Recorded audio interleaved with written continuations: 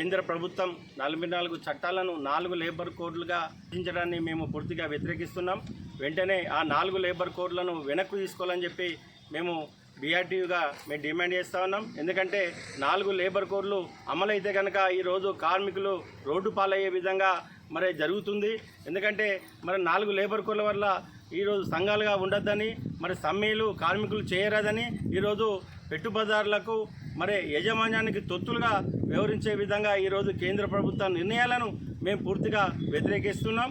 వెంటనే ఈ 4 లేబర్ కోడ్లను వెనక్కు తీసుకోవాలని ఈరోజు మేము దేశవ్యాప్త సమ్మెను మరి జూలై 9వ తారీఖు వాయిదా వేయడం జరిగింది. కొనివార్య కారణాల వల్ల ఈరోజు సమ్మె జూలై 9వ తారీఖున చేపట్టడం జరుగుతుంది. మరి ఆ సమ్మెను కార్మికులందరూ కూడా విజయవంతం చేయాలని మేము ఈ సందర్భంగా వాళ్ళకు పిలుపునిస్తూ, మరి ఆ లక్షలాది మంది ఆధారపడి జీవిస్తున్నటువంటి పరిశ్రమ తెలంగాణలో బీడీ పరిశ్రమ కేవలం 10 రోజులు కూడా నడవనటువంటి పరిస్థితి మరి ఇప్పుడు దాపరించింది.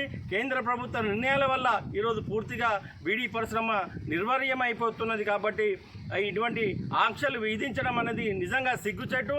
మరి జీఎస్టీ అని, పురే గుర్తులని, మరి బహిరంగ ప్రదేశాల్లో బీడీలు అమ్ముకోరాదని అనేక ఆంక్షల వల్ల ఈరోజు పూర్తిగా బీడీ పరిశ్రమ నిర్వీర్యమయ్యేటువంటి పరిస్థితి నెలకొన్నది. ఈరోజు లక్షలాది మంది కార్మికులు రోడ్డు పాలయ్యే పరిస్థితి నెలకొన్నది. కాబట్టి మరి కేంద్ర ప్రభుత్వం ఇటువంటి నిర్ణయాలు వెనక్కు తీసుకోవాలని చెప్పి ఈ సందర్భంగా డిమాండ్ చేస్తూ, అలాగే రాష్ట్ర ప్రభుత్వం ఏదైతే మరి మేనిఫెస్టోలో మరి బీడీ కార్మికులందరూ కూడా 4000 పెన్షన్ ఇస్తామని, లేకుండా మరి జీవన భృతి ఇస్తామని చెప్పి ఈరోజు మరి 16 నెలలు గడుస్తున్నా కూడా ఇంతవరకు కూడా మరి రాష్ట్ర ప్రభుత్వం ఈ నిర్ణయం తీసుకోకపోవడం నిజంగా ఇది సిగ్గుచేటు.